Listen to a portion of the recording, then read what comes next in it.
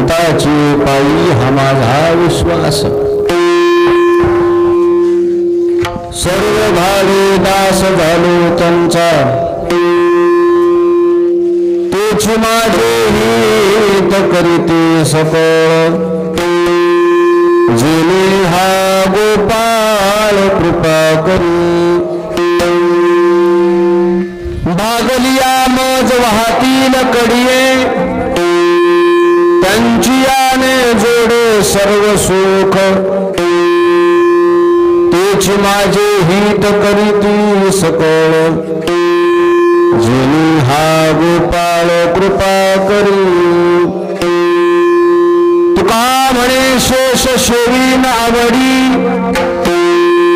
वचन न मोडी बोलिले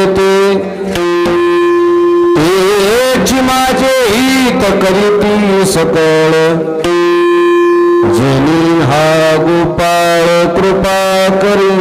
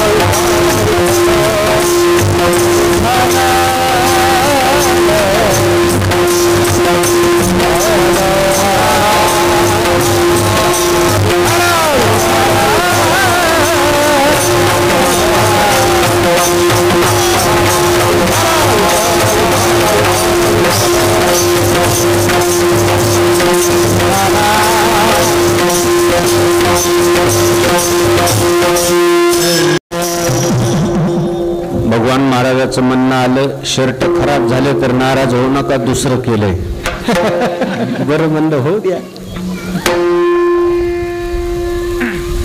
आजच्या अभंगामध्ये जगद्गुरु तुकोबाराय आपला परमार्थातला विश्वास या ठिकाणी व्यक्त करतायत. थोडा आवाज वाढवा याचा.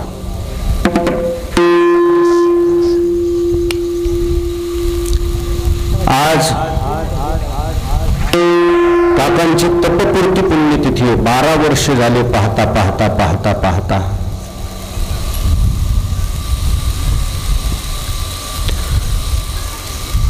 शेलूला होतो मी सकाळी कीर्तनाला शेलू तालुक्यात. आज नाही 12 वर्षापूर्वी. नांदेडहून काही फोन आले मला. महाराज म्हणले नांदेडला यावं लागतं अर्जंट. म्हणलं ठीक आहे. काय कारण काय? काकाची तब्येत तरी जड आहे म्हणली. बरं म्हटलं. गेलो मी नांदेडला. डॉक्टर साहेबांना डोळ्यामध्ये पाणी आणलं. कागदे डॉक्टर होते. कागदे का कागदे कागदे कागदे डॉक्टर नांदेडचे. डोळ्यात पाणी आणलं. म्हणले काका थोड्या वेळाचे सोबती आहेत म्हणले. सही करा म्हणले इथं. मग मला बी बेकार वाटलं. म्हणलं काय झालं डॉक्टर साहेब? नाही म्हणले थोड्या वेळाची सोबती आहेत सही करा. तुम्ही कोण आहे? मी म्हणलं मी घरचाच आहे.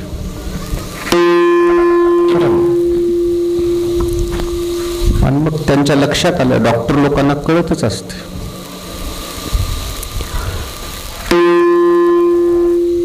त्या अगोदर आळंदीमध्ये आषाढी यात्रेमध्ये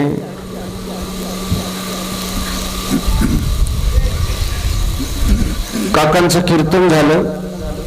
भंडारा असतो सप्तमीला दस्तापूरचा ठाकूरबुवाच्या वाड्यात. भंडाऱ्याच्या दिवशी म्हणजे मोतीराम महाराजांच्या भंडाऱ्याच्या दिवशी आमची सेवा असते आणि मोठ्या महाराजाचा भंडारा होता एक. त्या मोठ्या महाराजाच्या भंडाऱ्याची म्हणजे दस्तापूरच्या भंडाऱ्याची सेवा काकांची. काका कीर्तनामध्ये बोलून गेले. आता मी लई दिवसाचा नाही रे म्हणले.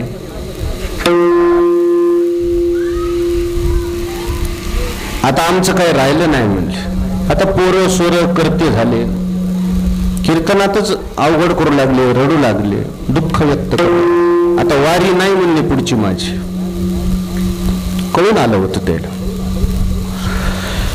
आमचे मोतीराम महाराज श्रावण महिन्यामध्ये गेले आणि मलाही वाटतंय आम्हालाही श्रावण महिना सापडल्यावर बरं होईल. मोतीराम महाराज श्रावण महिन्यामध्ये वद्य पंचमीला गेले. मला वाटते आपल्या गुरुच्या पुढे जाऊ नये, काहीतरी अलीकडेच जावं. आळंदीत सांगितलं काकाने. मग कीर्तन संपलं की आम्ही वाड्यात बाहेर आमचे पलंग असायचे, बोलत बसलोत आम्ही. 10-5 जण होते बोलायला. अरे गुरुजी हे ते फार अवघड करू लागले काका. कुठे असलं असतं तो आला पाहिजे म्हणले. मी म्हणलं मी कसा गैरहजर राहीन काका. नाही ना, माझे अंत्यविधी तुझ्या उपस्थितीमध्ये झाले पाहिजे. तू माझ्या चितेला अग्नी दिला पाहिजे. म्हणलं कसं मी गैरहजर राहीन काका.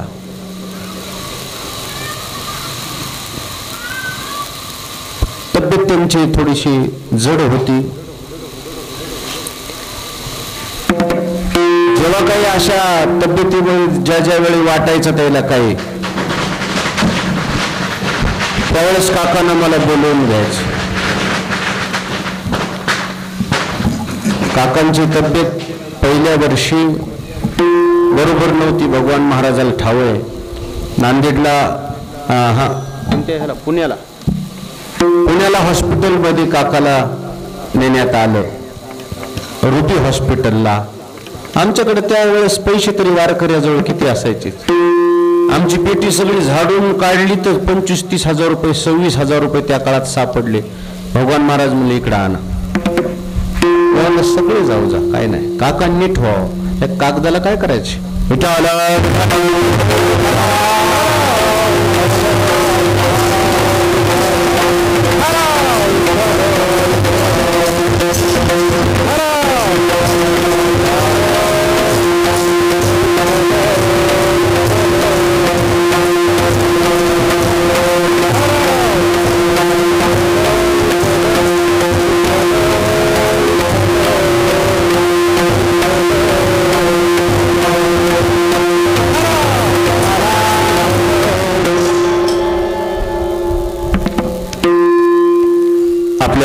परभणी विधानसभा मतदारसंघाचे तरुण तडफदार, कार्यसम्राट आमदार डॉक्टर राहुलजी पाटील साहेब यांचं आगमन आपल्या मंडपात झालेलं आहे. त्यांच्या हस्ते रक्तदान, वृक्षारोपणाचा कार्यक्रम संपन्न होणार आहे. तोपर्यंत आमच्याकडे 10-20 मिनिटं तुम्हाला आता थांबावं लागते. आम्ही उशिरा सुरुवात केली. ह्या लोकांनी एवढे हार घातले. ते हार घालण्यात येणं 20 मिनिटं आमचे घेतले. त्यामुळे आता तुमच्या मागं गडबड असते, आम्हालाही माहीत आहे. पण 10-20 मिनिटं सेवा करतो, मग आपण वृक्षारोपण करू.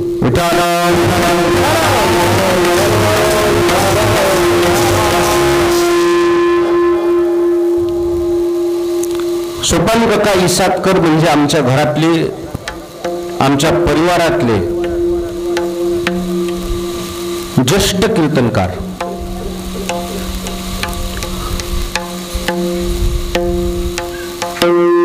आमच्या परिवारामध्ये काकांची जी श्रद्धा आहे, काकांची जी निष्ठा आहे, 20 वर्ष त्यांचा माझा सहवास आला. 20 वर्षामध्ये जेवढे कीर्तन काकांचे आम्ही ऐकले, त्या सर्व कीर्तनामध्ये, कीर्तनाच्या आरंभाला, कीर्तनाच्या सांगतेवेळी, कीर्तनामध्ये मोठ्या महाराजाच्या नावाशिवाय दुसरा जय जयकारच नव्हता त्यांचा. ज्ञानेश्वरी ग्रंथामध्ये जसं ज्ञानेश्वर महाराजांची गुरुनिष्ठा पाहायला मिळते, गुरुनिष्ठा, तशी आमच्या परंपरेमध्ये काकांची गुरुनिष्ठा आम्हाला पाहायला मिळते.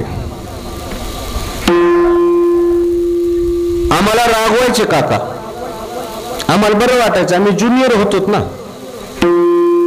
आता तुमचा थाट आहे म्हणायचे, पण आम्ही फार सोसलेलं आहे, आम्ही फार कष्ट केलेले आहेत आणि कष्टानं हा संप्रदाय टिकवलाय असं म्हणायचे. आम्हाला अभिमान वाटायचा. आज आमच्याकडे गाड्या घोड्या झाल्या, पण काकांचा काळ, मोठ्या महाराजाचा काळ म्हणजे अनवाणी पायानं प्रवास केला यांनी. पायी प्रवास केला. खेडो पाडे वाड्या तंड्या वस्त्या जाऊ जाऊ जाऊ जाऊ स्वतः जाऊ जाऊ त्या समाजामध्ये जाऊन जनजागृती केली. लाविले भजनी श्रीहरीचे. फार कष्टानं संप्रदाय टिकवलाय. परभणी जिल्ह्यामध्ये कोणताही रस्ता अडवायचा, कोणताही, एक गाव नाही, कोणताही रस्ता अडवायचा, 100 माणसं जर अडवली गेली, त्यातले 60, 70, 80 तरी माळकरी मिळतात तुम्हाला. त्यामध्ये या परंपरेची पुण्य.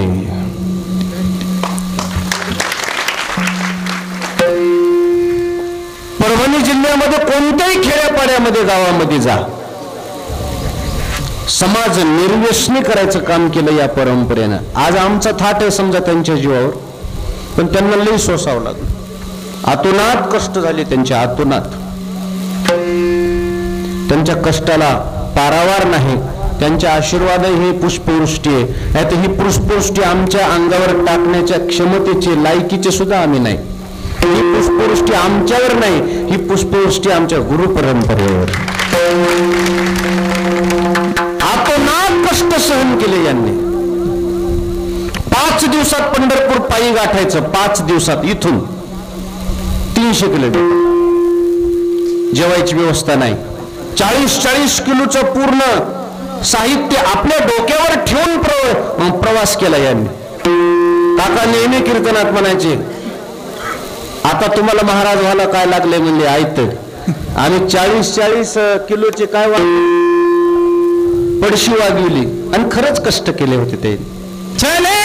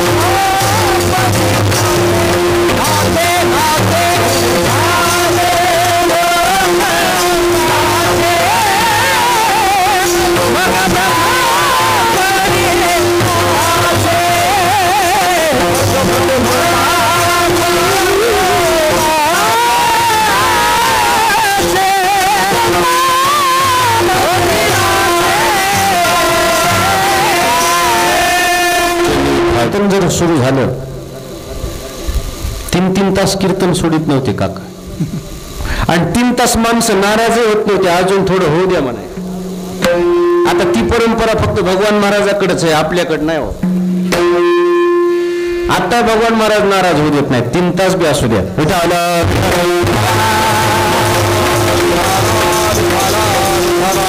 अशा निमित्तानं आपण सर्व एकत्र आलो.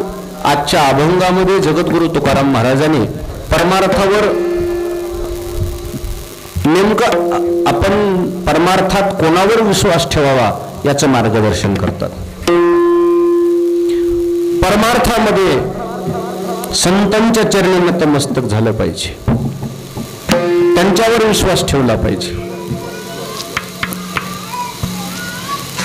कारण परमार्थामध्ये संत हे प्रवेशद्वार आहेत. संताशिवाय परमार्थामध्ये परमात्म्यापर्यंत साधक जाऊ शकत नाही.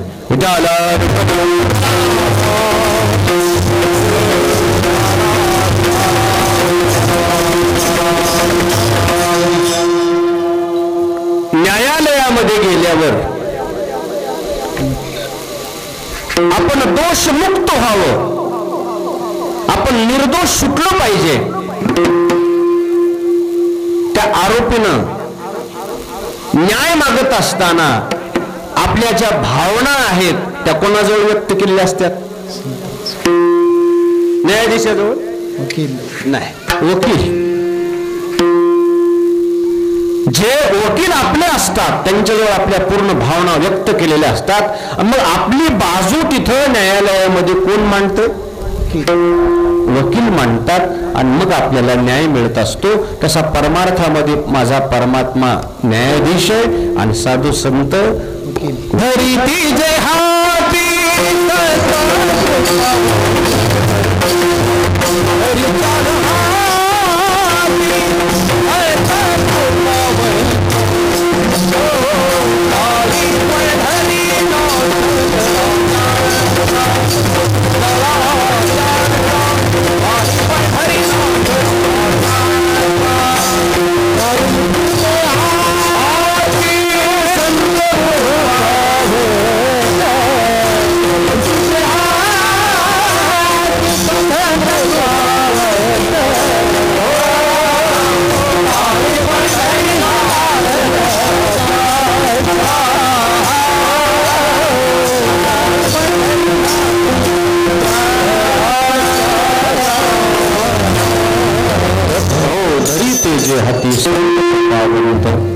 पाळी पंढरीनाथ. साधू संतांनी ज्यांना ज्यांना स्वीकारले की नाही ती माणसं ईश्वरापर्यंत जाऊन पोहोचवली. त्यांनी पूर्वजीवनात काय कर्म केले त्याच्याशी काही घेणं देणं नाही. आमच्याकडे दरोडेखोर सुद्धा ऋषी झाले. वाल्मिक ऋषीचं पूर्वजीवन आठवा. त्यांनी कुठे होते ड्युटीला?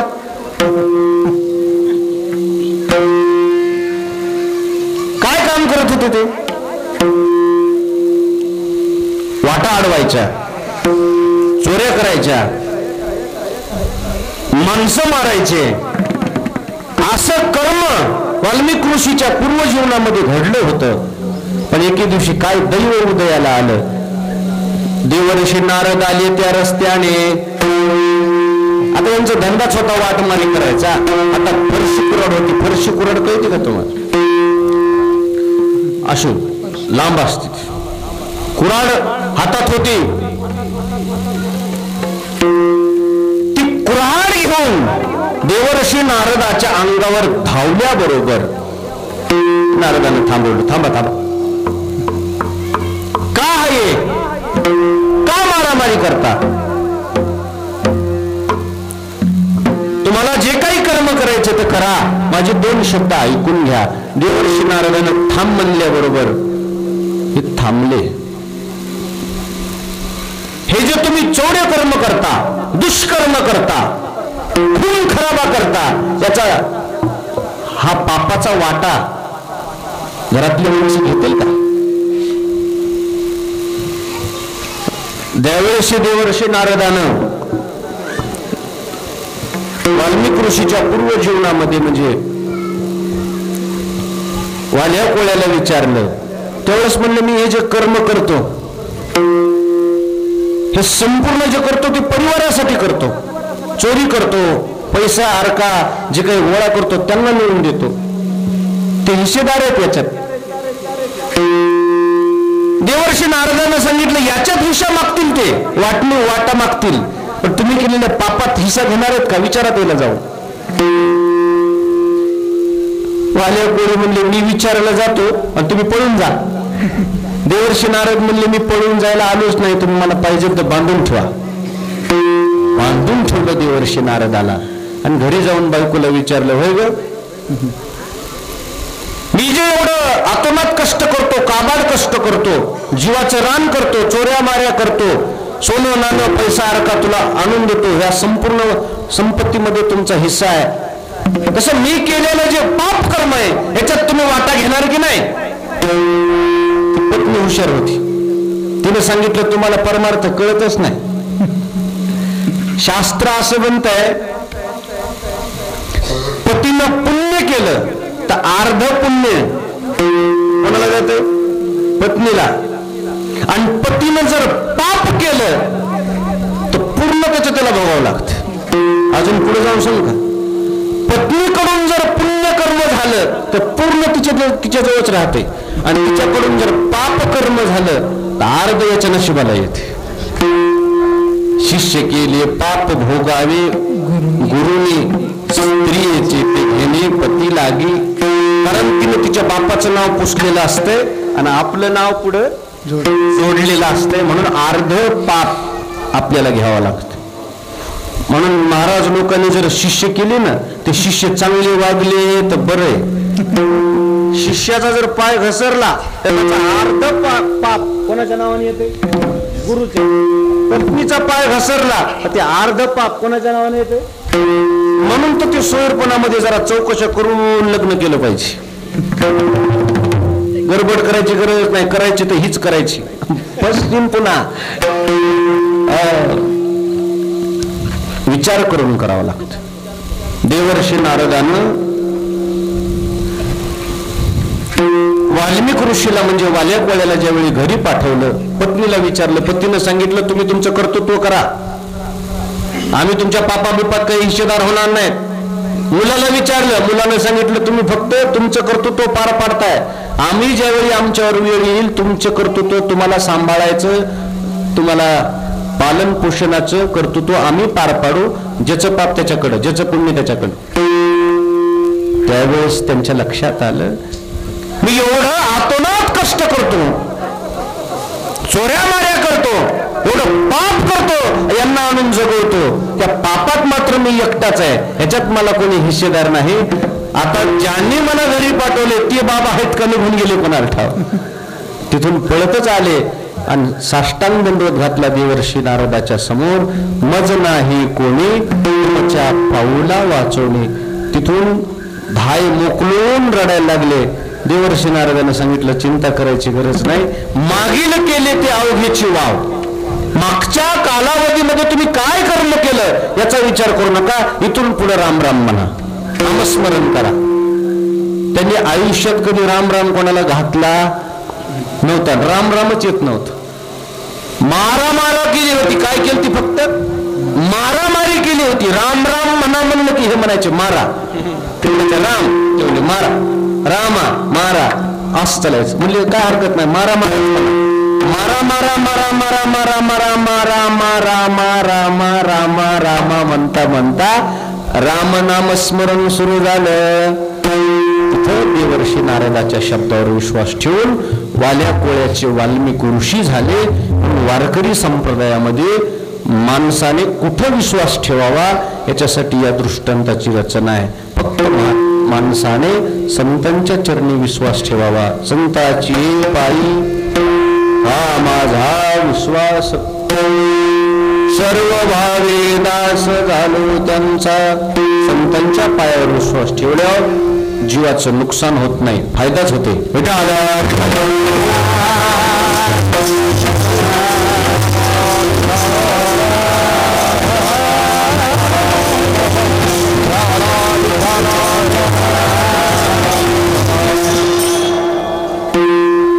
परमार्थामध्ये विश्वास ही फार मोठी गोष्ट आहे. खरं सांगू का तुम्हाला, संसार विश्वासावरच चालतो आणि परमार्थ विश्वासावरच चालतो. संसारात विश्वासाला तडा गेला की माणसं दूर होतात, विश्वासाला तडा गेला की कोर्ट कचऱ्या मागे लागतात. विश्वास संपादन करणं याचंच नाव पती पत्नी आहे. हा, उलट की नाही, विज्ञानाने प्रगती केली, परंतु हे जे अँड्रॉइडचे मोबाईल आले ना, या अँड्रॉइडच्या मोबाईल की नाही काही काही संसार तुटले. हा, वाटायला तुम्हाला मात्र आम्ही प्रगती केली, पण काही काही ठिकाणी नुकसान बी झालं.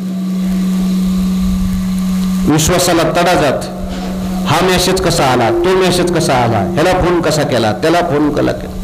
अरे कोणाचा मेसेज आला आणि कोणाला फोन केला, अविश्वासी माणसं संसारामध्ये सक्सेस होऊ शकत नाही. कोणाला बोलायली, हे असे अविश्वासी माणसं असतात ना, ते परमार्थात यशस्वी होऊ, संसारात यशस्वी होऊ शकत नाही. विश्वास पाहिजे. किती विश्वास पाहिजे सांगू का? भजन करा एकदा सांगतो.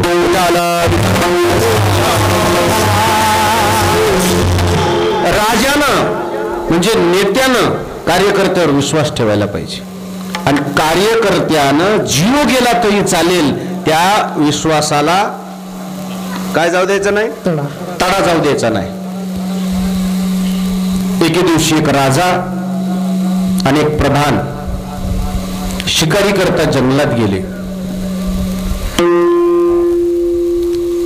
घनघोर अरण्य होतं, पाण्याची टंचाई होती, तहान लागली. आता काय करावं, पाणी नाही. एक तळ दिसले लांबून, तळ्याच्या तळ्यात पाणी असेल या आशेनं हे राजा आणि प्रधान दोघ जण आपली घोडी तिथे घेऊन गेले. तर कोरडच होत. राजानं सांगितलं, प्रधान आता पाणी नाही तर नाही, निदान सावली तरी असावं. या उन्हाचा तहा मला आता सहन होत नाही. मग त्याच सरोवराच्या तीरावर एक थंडगार सावलीचं झाड होत. राजे आपण इथं थोडासा विसावा घेऊन, मग तो राजा प्रधान घोड्यावरून खाली उतरले. प्रधान मांडी घालून बसला आणि राजानं प्रधानाच्या मांडीवर डोकं ठेवलं आणि आडवे असे थोडे पहुडले, आराम केला. पण योगायोगानं उन्हानं उष्णतेचा दहा सहन झाला नाही. राजाला डोळा लागला, झोप लागली. तेवढ्यात त्या झाडावर दोन पक्षी बसले होते. त्यातला एक पक्षी म्हणजे चिमणा आपल्या चिमणीला म्हणजे पत्नीला म्हणू लागला, तुझ्या लक्षात आहे का म्हणलं हे बसलेले कोण आहेत? ती चिमणी म्हणली, मला तरी काही परिचय नाही. म्हणजे तो बसलेला प्रधान आहे, आणि प्रधानाच्या मांडीवर डोकं ठेवून झोपलेला कोण आहे? राजा आहे. बरोबर म्हणलं. तो चिमणा त्या चिमणीला म्हणतो, आपल्या बाजूचं जे कोरडं तळ आहे, या कोरड्या तळ्यामध्ये भरपूर पाणी आहे, परंतु या तळ्यामध्ये मानवाचं रक्त सांडलं तरच ते पाणी काय येते, ओसंडून येते. ती चिमण्या म्हणली, आता माणसाचं रक्त ह्या तळ्यात टाकायला कुठून आणायचं म्हणले आपण? नाही नाही म्हणे, आता इथंच आहे. पण तो दोघा चिमण्याच्या आणि चिमणीचा संवाद सुरू होता. तो संवाद प्रधान ऐकू लागला. प्रधानाला पक्षाची भाषा समजत होती. प्रधान हुशार पाहिजे राजाजवळचा. प्रधान गैरादी असले की राजाची मातीच करते. ते प्रधान म्हणायचं आपण, त्याला सगळं कळते त्या लोकांना. आपल्या घुगुऱ्या खाल्लेले लोक असते ते. राजा म्हणजे विनाकारण होत नसतो. राजा म्हणजे विद्वत्ता असेल तरच काय होतो, राजा होतो. ती चिमणी त्या चिमण्याला म्हणते, मालक तुम्ही म्हणताय हे रक्त सांडणं वगैरे हे तितपत खरं आहे, परंतु हत्या ही चुकीची नाही का? मानवाची हत्या होते हे पण चुकीचं नाही का? पण तो चिमणा म्हणतो, हत्या करायची कोणाला? म्हणजे मग रक्त कसं येईल? तुम्ही म्हणताय ना मानवाचं रक्त टाकायचंय. अगं म्हणजे आपण ज्या झाडावर बसलोय की नाही, हे झाड म्हणजे दिव्य औषधीचं झाड आहे. कसं झाड आहे? या झाडाचं दूध जर जिथं जखम झाली तिथं जर लावलं ना, ती जखम होती की नाही हे समजून सुद्धा येत नाही, इतकी ताकद आहे यावं. कशात? महाराज आपल्या देशात एवढ्या संजीवनी वल्ल्यात, लक्ष्मणाला शक्ती लागल्यावर काय आणलं होतं? संजीवनी औषधी आणली, वल्ली होती. औषधी फार आयुर्वेदिक भारी आहेत. आता आयुर्वेदिक कॉलेजच आहे की तुमचं, आयुर्वेदिक कॉलेजमध्ये त्याचं संशोधनच आहे ना. कशाचं? जडीबुट्टीचं. अहो मला ते एक प्रसंग सांगितला एक जणांनी, डॉक्टर साहेब, परळीचा माणूस आहे, लांबचा नाही, माहेश्वरी समाजाचा. ही 10-12 पोरं 2 गाड्या घेऊन तिकडं कन्याकुमारीच्या पलीकडे कुठंतरी जंगल आहे म्हणा मोठं, 1000 किलोमीटरचं. गेले फिरत फिरत फिरत, नव्या गाड्या, चांगल्याचे लेकरं. सकाळी सकाळी उतरले, घनघोर अरण्य, बाथरूमला जायचे. नदी दिसली, पाणी दिसलं, उतरले. यांच्याकडे जे पेस्ट होतं ते संपलं. आता 10-12 म्हणलं, दोनदा घेतलं तरी संपत होती बारकाली पेस्ट. आता दात कशी घालायची, घासायची कशी? एका मुलाला त्याच्यातले वाटतं आपले बापजादे कशाने दात घासत होते, या लिंबाच्या काडीनं. शोधलं असं त्यानं, लिंबाचं नाही म्हणलं, पण कशाचं असलं तर काय व्हायलंय? हे नाही काय आयुर्वेदिक आहे, दात घासण्याशी मतलब आहे, कशाने घासले तर काय व्हायले? ते गेलं तिकडे बाथरूमला, येता येता कोण्या झाडाची काडी आणली, दात घाशीत यायले. त्या गाडी जवळ आल्यावर 32ला 32 दात बाहेर, रक्त नाही, त्रास नाही, त्याचे दात धरायले. ते मला गेले. आता गाड्या काढल्या, 1000 किलोमीटर कोणचा दवाखाना असेल तिथे गेले. ते ह्या कोणत्या दवाखान्यात, त्या डेंटल हॉस्पिटलमध्ये. डॉक्टर साहेब असं झालं, डॉक्टर साहेब म्हणले तुमच्या येण्या जाण्याचा पूर्ण खर्च भरतो. ही वल्ली कोणती हे आपण शोधू, चला तिकडे वापस. हे पुन्हा गेले, पण पुन्हा ती गोष्ट सापडली. औषधी लपत असतात बरं का डॉक्टर साहेब, औषधी काय असतात सहजासहजी सापडत नाही. राहू दे माय, बंदच वाजायला. तो चिमणा तुम्ही जाताना विसरून, लई विसर भोळेत, त्या चिमणीला म्हणतो रक्त सांडल्याशिवाय, मानवी रक्त सांडल्याशिवाय या तळ्यात काय नाम आहे? ती चिमणी म्हणती आपण हे मानवाची हत्या करणं हे बरं आहे का? नाही, आपल्याला काही करायचं नाही म्हणजे. पण मग तुला एक सांगतो, आपण ज्या वृक्षावर बसलो याचं दूध एवढं प्रभावी आहे, मेलेला माणूस जिवंत करायची ताकद आहे या दुधाच, या रसामध्ये, या झाडाची. ही संपूर्ण वार्ता दोघा नवरा बायकोची कोण ऐकली? प्रधानानं ऐकली. तो प्रधान म्हणला जर इथं या तळ्यामध्ये जर पाणी आलं, 1000 लोकांचा फायदा होईल. पण या दोघा पक्षाच्या शब्दावर आपण विश्वास कसा ठेवू शकतो? त्यानं बसल्या बसल्या तलवार काढली आणि स्वतःच बोट छाटला. आधी काय कापलं? बोट कापलं. आणि त्या तलवारीनं तिथल्या तिथं त्या झाडाचं दूध लावलं, करंगळी लावली. तर पुन्हा करंगळी काय झाली? जशीच तशीच पूर्ववत. आणि मग प्रधान म्हणला आता मात्र ही काम करायची संधी आहे, डावलायची नाही. हळून प्रधानाने राजाच्या डोक्याखाली एक मोठा दगड दिला. म्हणजे राजाला उस्याला काय दिला? राजाला काय घेतला? मग दगड घेतला. राजा गाढ झोपेत होता.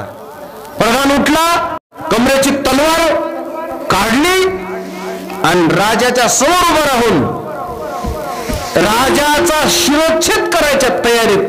तेवढ्यात राजाने डोळे उघडले. डोळे उघडल्यावर राजाच्या लक्षात आलं कोण आहे? आपल्यावर वार करणारा कोण आहे? प्रधान आहे. पुन्हा राजाने डोळे झाकून घेतले.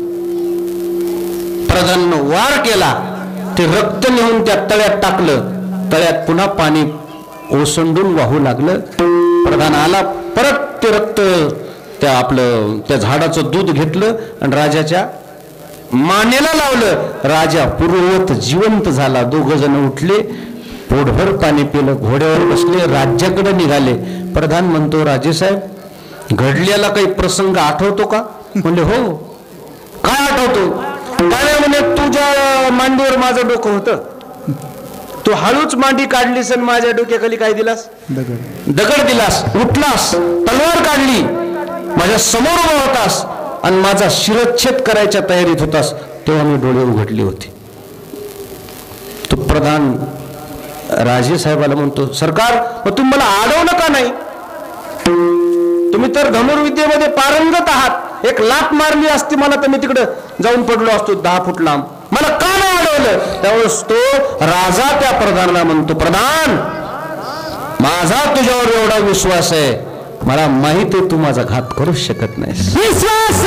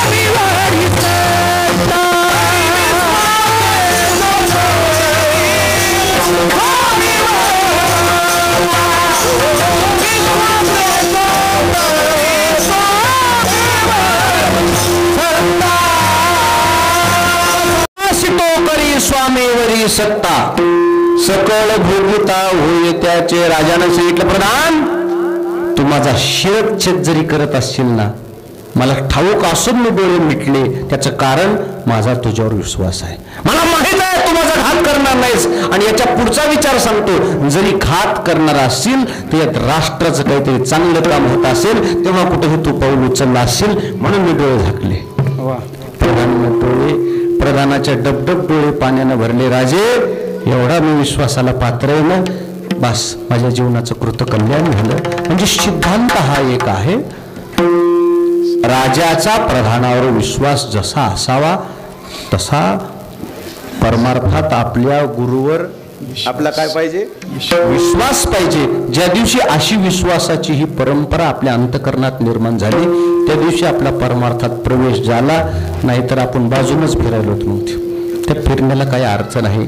आणि म्हणून तुकोबाराय म्हणतायत, संताची पायी हा माझा विश्वास, सर्वभावे दास झालो त्यांचा. आपल्या जीवनामध्ये संतांच्या पायावर विश्वास ठेवावा आणि त्यांची सेवा करावी. त्या सेवेनं आपलं कृतकल्याण झाल्याशिवाय राहणार नाही. उदय पंचमीचं आपल्या या ठिकाणी नियमाचं कीर्तन आहे आमच्या भाऊसाहेबाचं. आता या अभंगाचं विश्लेषण आजच्या ऐवजी उर्वरित आपण उद्या पाहू. जे आले ते ऐकतील, न आले ते आजचं जेवढं ऐकले त्याच्यावर संतुष्ट राहतील. नाही पण कसं होतंय, आपल्या कीर्तनाचा वेळ मर्यादा आपण पाळायच्या असतात. कारण सगळ्या क्षेत्रातले लोक इथं असतात. आता पहिल्यासारखे लोक रिकामी नाहीत. प्रत्येकाच्या त्या परीच्या त्यांच्या काय आहेत जिम्मेदाऱ्या आहेत. त्या जिम्मेदाऱ्या पार पडत असताना वेळ काढून ही सगळी मंडळी येतात ना, आपण पण वेळेची मर्यादा सांभाळली पाहिजे. म्हणून मी वाणीला माझ्या या ठिकाणी विराम देतो.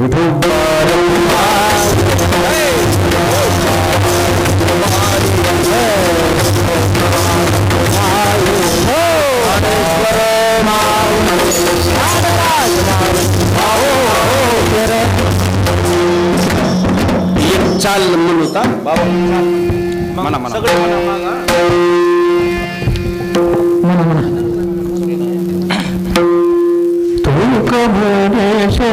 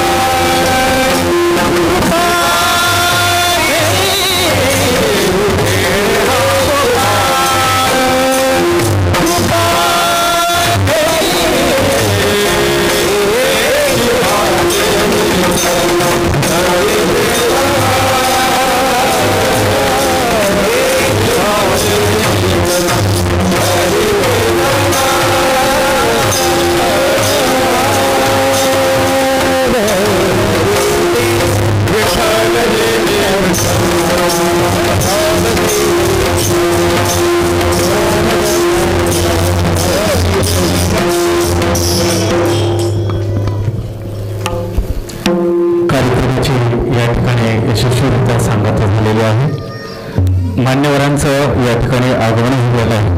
अवघ्या 2च मिनिटांमध्ये प्रमुख अतिथींचा सत्कार या ठिकाणी होईल आणि नंतर हा कार्यक्रम संपन्न होणार आहे. जागेवरून कोणीही उठू नका. वेळेची जाण आणि भान अतिशय आवश्यक राखणं आणि त्या निमित्ताने कार्यक्रम फक्त 3.5 मिनिटांमध्ये उरकण्याचा प्रयत्न करणार आहोत. आजच्या कार्यक्रमाला प्रमुख उपस्थिती म्हणून लाभलेले परभणीचे कार्यसम्राट आमदार ज्यांचं कार्य फक्त आजपर्यंत परभणीच्या इतिहासामध्ये अनेक जणांनी फक्त कागदपत्रीच कार्य केलं, पण जिथं गाव तिथं युवा सेनेची शाखा, जिथं गाव तिथे साहेबांनी जमिनीवरती काम केलेलं आहे. म्हणून हा जो कुंभणगावचा लोकार्पण सोहळा आदरणीय साहेबांच्या नेतृत्वाखाली 15 लाख रुपयाचा निधी या कामासाठी दिला होता. साहेबांचं या ठिकाणी स्वागत करण्यासाठी मी आजच्या कार्यक्रमाचे आयोजक आदरणीय श्री हरिभक्तपरायण भगवान महाराज शेंद्रेकर तसेच डॉक्टर गणेश जोशी साहेब संपादक दैनिक लोकपत्र यांना विनंती करतो की महाराजांचा या ठिकाणी सत्कार करावा. आदरणीय भगवान महाराज शेंद्रेकर.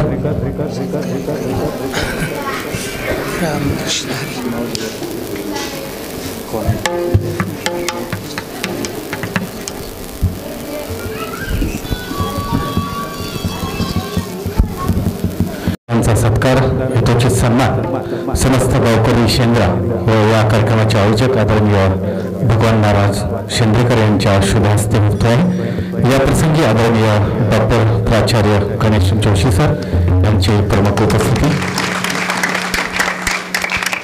यानंतर आम्हाला प्रत्येक कार्यक्रमात ज्यांचं मार्गदर्शन असतं असे आदरणीय भगवानराव धस संचालक पूर्ण सहकारी साखरकारखाना यांनाही या ठिकाणी विनंती आहे की आपलं खूप मोठं या गावासाठी तसेच इतर सार्वजनिक सामाजिक कामासाठी योगदान आहे, त्यांचा सत्कार आदरणीय भगवान महाराज शेंद्रेकर हे करतील.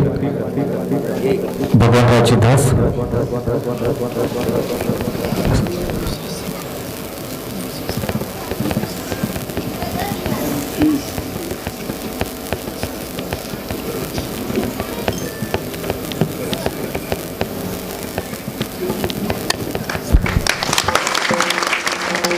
मार्ग दाखवून गेले आहे दयानिधी संतते या नावानं समाजामध्ये संतांचं खूप मोठं योगदान आहे असं प्रतिपादन अच्युत महाराजांनी केलेलं आहे.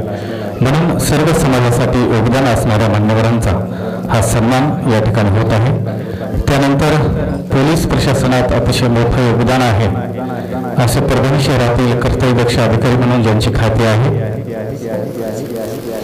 आदरणीय संदीप अंजी शेळके साहेब यांचाही सन्मान या ठिकाणी भगवान महाराज शेंद्रेकर यांच्या शुभ हस्ते होत आहे. कोरोना काळामध्ये जेव्हा जेव्हा सर्व जगानं भगवंताच्या देवाकडे प्रार्थना केली तर देवानं सांगितलं की मी आता डॉक्टर्स आणि पोलिसांच्या रूपामध्ये आहे आणि 24 तास अहोरात्र पोलीस प्रशासन आपल्या सेवेसाठी असतं. तसेच आमचे मित्र आदरणीय ज्यांची खूप मोठी कमी वेळेमध्ये पोलीस प्रशासनामध्ये संपूर्ण महाराष्ट्र पश्चिम महाराष्ट्रात एक वेगळी ओळख आहे असे आमचे मार्गदर्शक मित्र आदरणीय पाटील साहेब यांचाही या ठिकाणी सन्मान आदरणीय भगवान महाराज शेंद्रेकर यांच्या शुभ हस्ते होत आहे. खरं तर तरुणांनी भगतसिंग सांगतात की तरुणांनी कसं असावं, तर बाबासाहेब सांगतात की तरुणांनी प्रशासनात मध्ये जाऊन एक देशाला आणि आपल्या समाजाचं योग्य दिशा आणि दशादर्शक मार्गदर्शन करावं असा एक आदर्श तरुण म्हणून पाटील सभाकडे पाहिलं जाते. या ठिकाणी सर्वांचं सन्मान या ठिकाणी होत आहे. त्याचबरोबर जय शिवराय मित्रमंडळाचे अध्यक्ष सन्माननीय माहिती मोहिते पाटील उर्फ बॉस यांचं जय शिवराय मित्रमंडळाच्या माध्यमातून सर्व महापुरुषांच्या जयंत्या रक्तदान शिबिर तसेच परभणी जिल्ह्यातील सर्वात जुनी आणि सर्वात विशेष परंपरा दुर्गादेवी नवरात्र महोत्सवाच्या वतीने ज्यांनी राबवली अशी माहुली मोहिते यांचा या ठिकाणी सन्मान होत आहे. त्याचबरोबर रविभाऊ चंदेवार यांना विनंती की आपल्या या ठिकाणी सन्मान होत आहे, आपण या ठिकाणी यावं.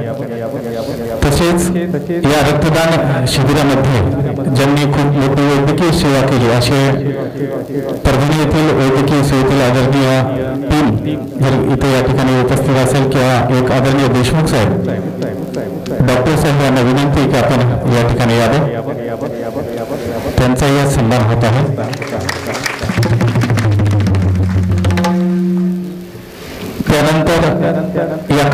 अनुषंगाने सर्व क्षेत्रातील विविध मान्यवर, त्याचबरोबर ज्यांनी महाराष्ट्रात वारकरी धर्माची पताका तेजोमय आणि संतांचा विचारांचा प्रसार आणि प्रचार करतात आमचे सर्व गुरुजन, भजनी मंडळी, गायनाचार्य यांचं खरं तर हृदयात सर्वांचं नाव आहे. म्हणून तो ओठावरती न आणता आपल्या सर्वांचं शब्दसंधाने नक्कीच या ठिकाणी हृदयांतपूर्वक स्वागत करतो. कारण सगळेजण आपण सर्व सत्काराचे पात्र आहेत, कारण साहेबांना जायचं वेळेची भान आणि जाण राखणं अतिशय आवश्यक आहे. म्हणून त्याचबरोबर डॉक्टर देशमुख साहेबांचा या ठिकाणी सत्कार होत आहे. त्याचबरोबर चंदू शिंदे नगरसेवक, परभणी शहरातील खऱ्या अर्थानं राजकारण हे गलिच्छ कधीच नसतं, तर राजकारणात चांगली माणसं निवडून यावं लागतात, त्यासाठी चांगली माणसं उभी राहिली पाहिजे. म्हणून एक आदर्श राजकारणी कसा असावा, येणाऱ्या काळानंतर गणपतरावजी देशमुख काल गेले, येणाऱ्या काळात पश्चिम महाराष्ट्रामध्ये आजही बच्चू कडू साहेबांचं नाव घेतलं जातं, तसं एक आदर्श नेतृत्व म्हणून चंदूभाऊकडे पाहिलं जातं. चंदूभाऊची आई आजही घरकाम करून हा तरुण जनाई सेवाभावी संस्थेच्या माध्यमातून जनसामान्यांच्या घरात यांचा आवाज सदैव असे चंदूभाऊ शिंदे यांचा या ठिकाणी सत्कार होत आहे. यानंतर सर्व भाविकांचं मी त्या ठिकाणी शब्दसंधाने हार्दिक स्वागत करू.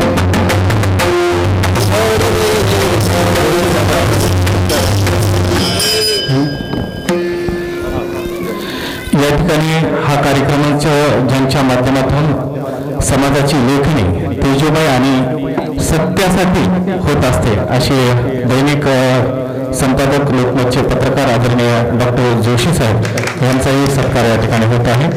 हा कार्यक्रम या ठिकाणी संपन्न झाला. यानंतर आदरणीय डॉक्टर राहुल पाटील साहेबांच्या हस्ते वृक्षारोपण होईल आणि त्यानंतर रक्तदान आणि सर्वांना विनंती आहे, आज पुरणपोळीचं जेवण आहे. हे आदर्श सोहळा ज्यांनी घडून आणला असे भगवान महाराज शेंद्रेकर यांचा सत्कार सर्व मान्यवरांच्या शुभ हस्ते करावा अशी मी या ठिकाणी विनंती करतो. आणि आरती झाल्यानंतर या ठिकाणी पुरुष मंडळाची पंगत होईल. या कार्यक्रमासाठी संपूर्ण शेंद्रेकर मंडळीने तन मन धनानं अतिशय अनेक दिवसांना मेहनत केली, त्याबद्दल समस्त शेंद्रेकर वासियांचं पंचकृषीतून आलेल्या सर्व भक्तांच्या वतीने मनपूर्वक आदर व्यक्त करतो. हे आदर्श आणि ऐतिहासिक कार्यक्रम आपल्या सर्वांच्या अथक प्रयत्नातून या ठिकाणी संपन्न झाला. खऱ्या अर्थानं आज संतांची मंडळी आपल्या गावामध्ये आली. या कार्यक्रमासाठी अतिशय सुंदर मखावज वादन ज्यांच्या हातातून गेलं ते आपल्या गावचे सुपूर्त विठ्ठल महाराज राऊत, तसेच श्री संत गुरुदेव मारुती महाराज दस्तापूर संचालक संस्थेचे संचालक आदरणीय कालिदास टी ढोंजी महाराज डोंगू महाराज यांच्या हाताने मृदंग सेवा संपन्न झाली. यानंतर आरती होईल, तोपर्यंत वृक्षारोपण होईल आणि आरती झाल्यानंतर लगेच पद्धत होईल.